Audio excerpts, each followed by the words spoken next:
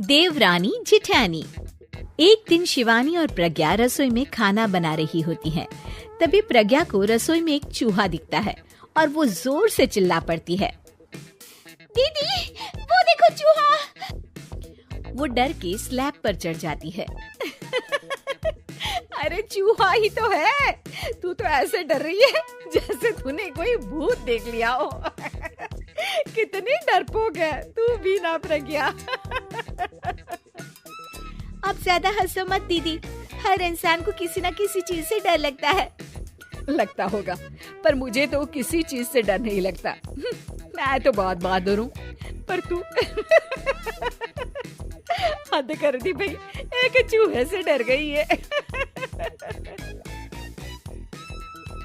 एक दिन प्रज्ञा अपने कमरे से बाहर निकल रही होती है और तभी शिवानी उसे पीछे से आकर डरा देती है। प्रज्ञा एकदम से उछल पड़ती है। दीदी, ऐसे भी कोई मजाक करता है क्या? अरे जरा अपनी शक्ल तो देख, एकदम बैंगन की तरह नीली पड़ गई है। अरे मेरी देवरानी इतनी बड़ी डरपोक है, मुझे तो पता ही नहीं था। आप ऐसे चौंकाओगे तो कोई भी डरेगा ना। अरे नाना, कोई बहाना अब काम नहीं आएगा। आज से ना तुम्हारा नाम है डरपोक प्रज्ञा। शिवानी प्रज्ञा का मजाक उड़ाकर चली जाती है। प्रज्ञा शिवानी की मजाक उड़ाने की आदत से परेशान हो जाती है। जब देखो मेरा मजाक उड़ाती रहती है, इनकी शिकायत तो मम्मी जी से करनी ही पड़ेगी मुझे। प्रज्ञा अपनी सास के पास जाती है और उन्हें सारी बात बताती है कि किस तरह उसकी जेठानी उसके डर का मजाक उड़ाती है। ओहो, तो बड़ी बहू को बड़ा घमंड है अपनी बहादुरी पर। कोई नहीं, अभी उसका घमंड तोड़ देते हैं।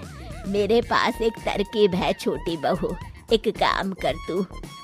प्रज्ञा की सास उसे अपनी जेठानी को डराने का प्लान बताती है। ये तो बहुत अच्छा आइडिया है मम्मी जी, क्या बात है।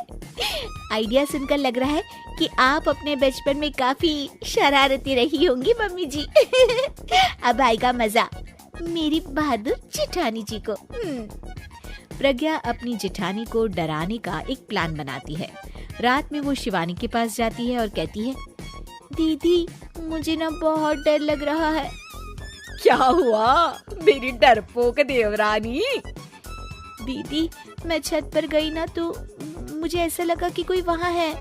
ऐसा लगा जैसे मुझे कोई वहाँ देख रहा था, जैसे कोई साया। अरे क्या बक रही हो, तेरा वहम होगा। नहीं नहीं दीदी, आप चलो ना प्लीज मेरे साथ, मुझे तो बहुत डर लग रहा है। मेरी एक साड़ी सूख रही थी, वही लानी है। प्लीज आप चलिए ना ऊपर मेरे साथ। ओफो, चल। प्रज्ञा शिवानी को बहाने से छत पर ले जाती है और वो उसके पीछे चल रही होती है। ले आ गए हम छत पर। कहाँ है भूत, दिखा, कहीं तो है नहीं। तभी प्रज्ञा चुपके से सीढ़ियों पर छुप जाती है और शिवानी छत पर अकेली रह जाती है। अरे प्रज्ञा, कहाँ चली गई? प्रज्ञा एकदम से सीढ़ियों का दरवाजा बंद कर देती है। अब शिवानी को डर लगने लगता है। मैं नीचे चली जाती हूँ। लगता है प्रज्ञा भी नीचे ही चली गई है। तभी उसके सामने एक खुले बाल सफेद साड़ी में औरत खड़ी होती है। शिवानी उस औरत को देखकर डर जाती है। हाल तू जलाल तू आई बला को टाल तू, हाल तू जलाल तू आई बला को टाल तू।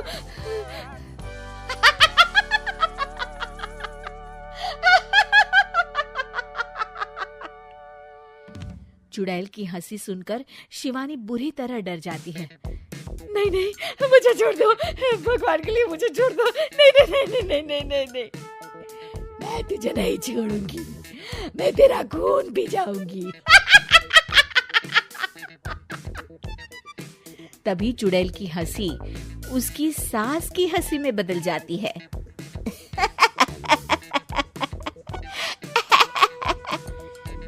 मम्मी जी, ये तो मम्मी जी की आवाज है।